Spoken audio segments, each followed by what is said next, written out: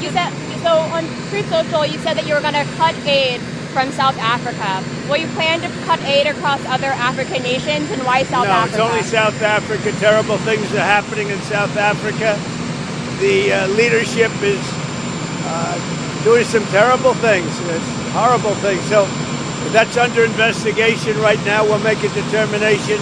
And until such time as we find out what South Africa is doing, they're taking away land, they're confiscating land, and actually they're doing things that are perhaps far worse than that. When did you start seeing graduates standing on street corners in their academic gear? It was during the Zuma years. That is the depth of despair and a moment of reflection where we all need to say this far and no further. But the state capture was one of the biggest corruption scandals in South Africa's democracy because of the nature of what it was. And it's estimated that basically at least $6 billion or so. So imagine that money that could have been used to improve people's lives. They want to live like millionaires in the suburbs and enjoy all the benefits. They forget about the life, the grinding poverty in informal settlement in shacks, because the leaders don't actually experience that on a daily basis. Young people like Nkele Padi, desperately trying to eke out a living and a future from Video Informal Settlement northwest of Johannesburg.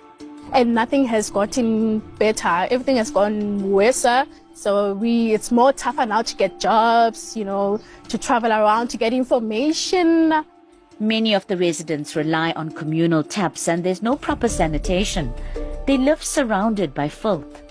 We don't get water regularly. We don't get people to come fetch the dustbins. And this truck driver comes in. I'm like, why didn't you come in last week? And they're like, because they don't pay us. People here are disillusioned. We need clinic, we need school, we need jobs, we need proper roads. Because even if you get sick at night, the ambulance don't come inside of these shacks. I-career yabantwana bethu future ye-youth yethu manje ayisahambi kahle, ayisafani na before. Abantwana bahlala etratini, abantwana babhema amanyawupe, abantwana babhizi ngama-hapless. Councillors are coming, leave the term, go, leaving this place like this. The story is the same across the country. Children are dying of malnutrition in the Eastern Cape in numbers. Why are they dying? Because the parents are so used to being hungry, they don't understand what malnutrition is in a child. So the children stay at home, and by the time they go to the clinic and get referred to the hospital, it's too late, they die. Because the parents think it's quite normal to starve, to be emaciated, to lose weight. Now how do you deal with a crisis like that? So if we're going to look at a scorecard now, do you believe that the ANC has fulfilled promises that were made in 1994? We have created policies that provide for social housing. That ensures that when you are unemployed, qualifies for a house and are on the list and have followed all processes of the government and have met the necessary means test, you are then given the RDP houses. In July this year, the president acknowledged that the situation is dire at the ANC policy conference. That we need to undertake extraordinary and urgent measures to accelerate inclusive growth, create employment, and alleviate poverty. The leaders of the ANC who claim to lead the people no longer live with the people. There has been a political airlifting of the leadership from communities into suburbs. So you are an activist, very vocal, you live among black people. You get a position in the provincial government. The next day you leave Soweto. You go and live in Sandton. So they have completely lost touch. When you come to government, you come for one purpose, to serve the country. Unfortunately, in the present time, people are coming to serve themselves. There will be expropriation of some of the white-owned farmlands. There will be expropriation of land that government needs to for roads or for residential purposes. So there will be expropriation. We've talked to white farmers who say we are being attacked and not sufficiently protected by the government. And now our land is under threat as well. What they want to do is get rid of us.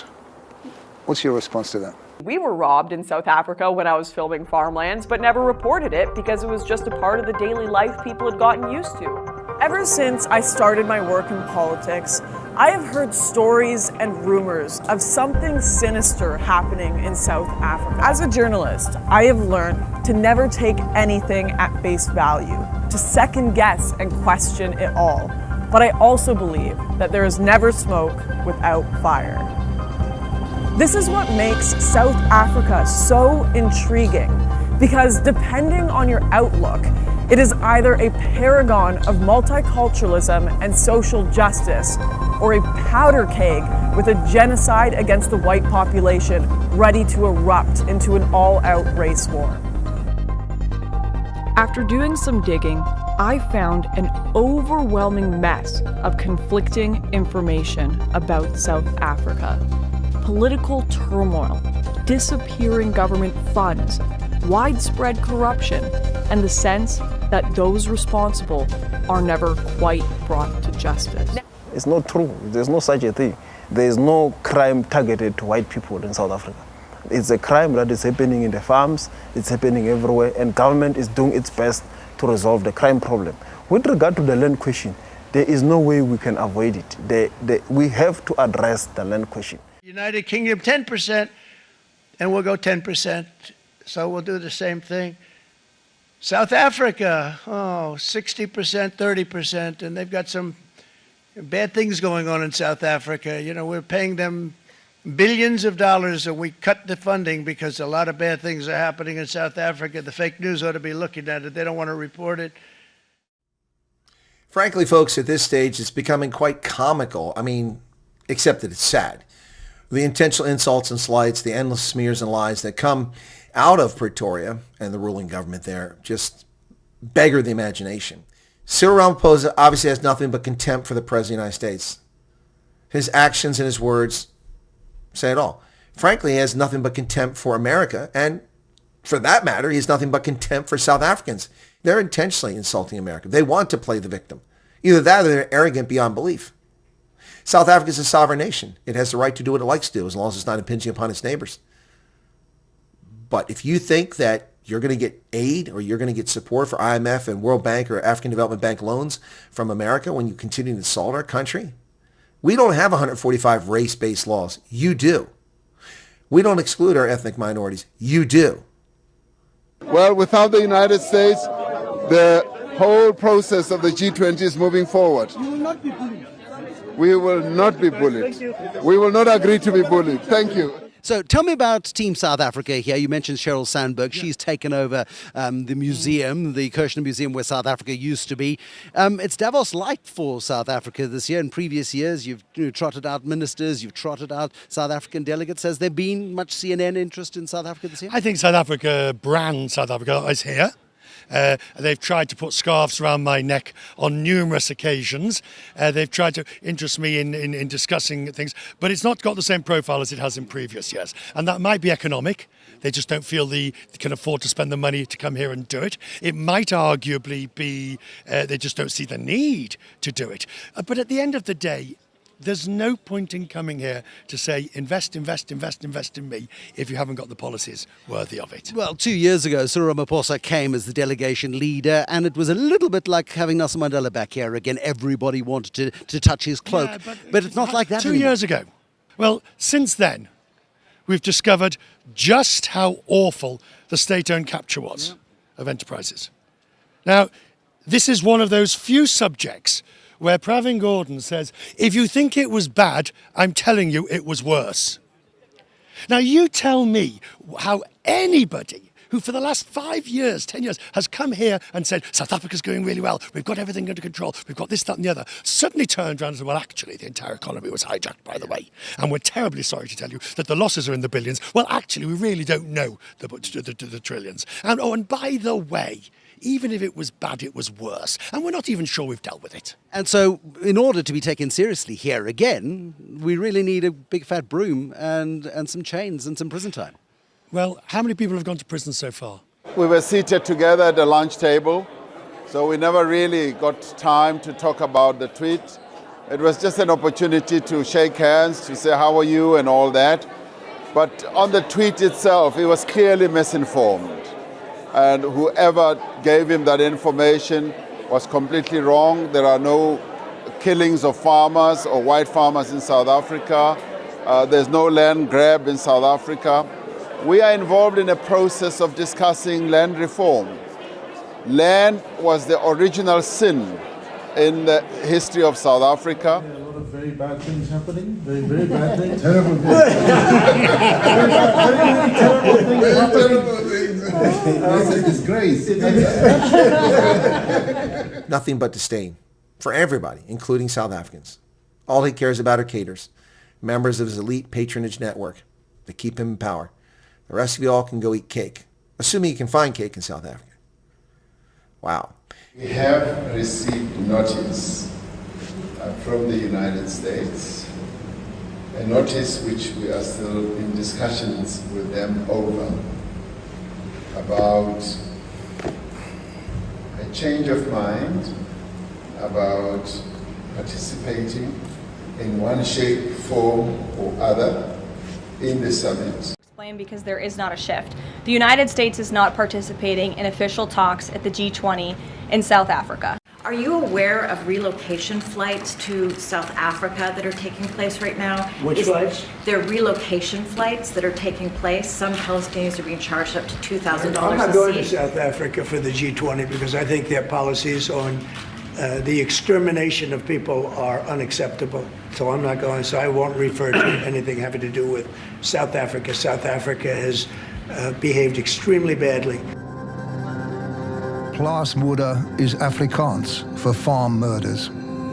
On a hillside in Limpopo province, a private landowner has planted more than 2,000 crosses. Each one represents an individual murdered in a farm attack since 1994. 75 more crosses were added last year, but that figure is controversial. The nation's biggest commercial farmers' union claims there were only 47 farm murders last year, the lowest number in nearly 20 years. AfriForum, an outspoken Afrikaner lobby group, says that figure is absurd. It's certainly wrong. During the calendar year of 2017, there's been 84 farm murders that we could verify. And when we say we could verify, we mean we have a list and we have the names of the people actually who've been murdered.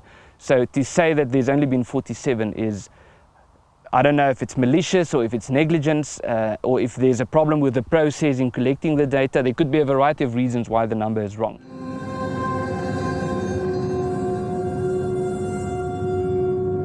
Whether farm murders last year numbered 47 or 75 or 84, they're dwarfed by the total number of people killed in one of the most violent societies on earth.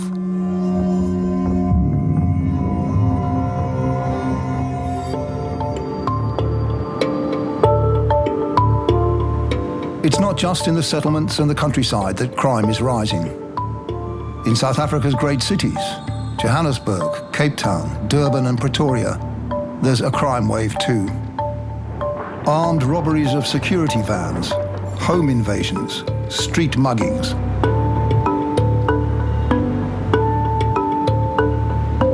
According to the internationally respected Institute for Security Studies in Pretoria, armed attacks have increased 40% since 2012. This is sad. So sad. So much could have been accomplished. And they just pissed it all down the drain.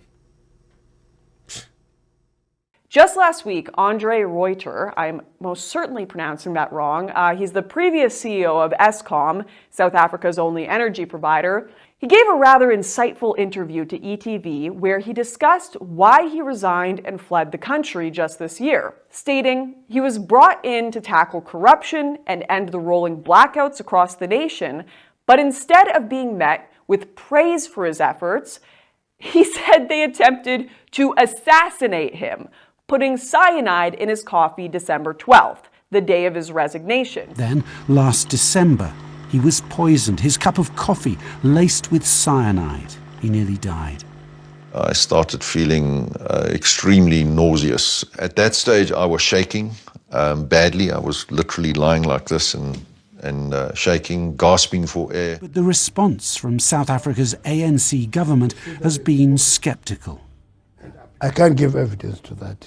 His doctors say he was poisoned. The tests show he was poisoned with cyanide, rat poisoning. I can't give evidence to that. So you don't recognise this picture he's portrayed of an ANC using Eskom as a feeding trough? No. Could someone emerge from within the ANC that's going to just reshape this entire future? No, it's not possible. Because of the nature and what the DNA of the ANC now is. These guys have to voluntarily agree that many of them must be arrested and locked up. Who would agree to that? I wouldn't if I was in that position. So, in fairness, we must not burden the ANC with unreasonable expectations. Whatever happens in the ANC conference will set the stage for the 2024 elections. And given the economic crisis we find ourselves in, that doesn't augur well. The ANC is in trouble, so expect to see another further decline. Voters here in the video informal settlement share this disillusionment. But when you go to vote, they come and promises. After vote, they'll sit in the office for another 5 years with that empty promises. They want change. I plan to vote, but for another government.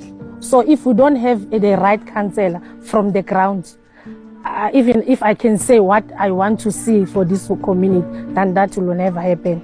If we still have those councillors who don't care about people. This previous government is not doing nothing for us. What we are achieving from this government and what we experience is only corruption.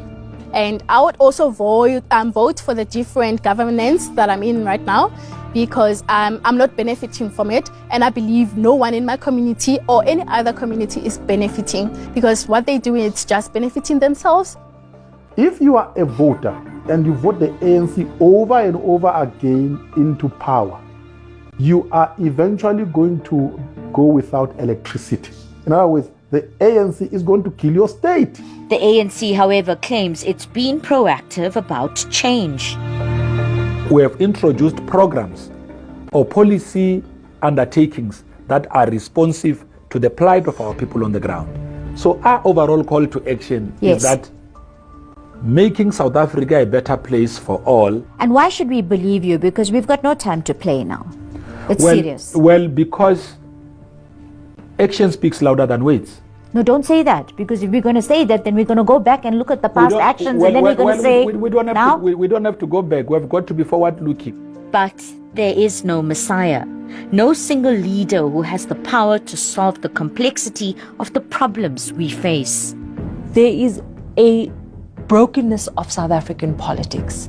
South African politics on a municipal level, on a provincial government level, on a national level is broken. And we need to fix politics from the ground up.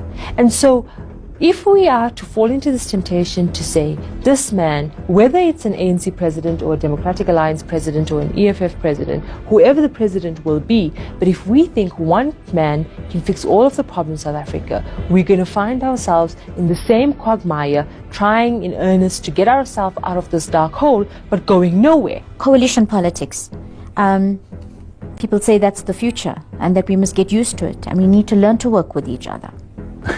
Are you going to learn to live with a government that only leads for 6 months, and then just before they finish a year, the speaker is removed because they cannot consolidate their own unity? But that's a rhetoric the ANC is using, right? No, it's not us. Must be careful. One day people are just going to go to the streets and say we don't have rain. It's because the ANC stole money for the rain. And my answer to that is, how many ANC municipalities are under administration?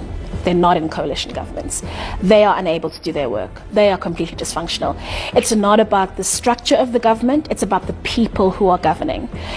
My absolute conviction is that South Africans don't trust individual parties as much as they used to. And you see it with people splitting their vote in the ballot. And they're now in a space where they want political parties to hold each other accountable.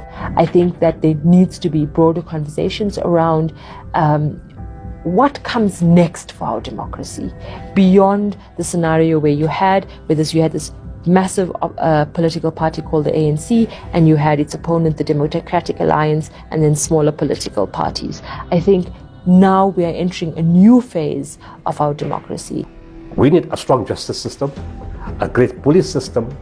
We need effective accountability, and we need people who can actually say, okay, we caught you, you're responsible, we attach you as and we're locking you up. We need to show that kind of stuff. We need more people in orange overalls. When that happens, people will take the country seriously.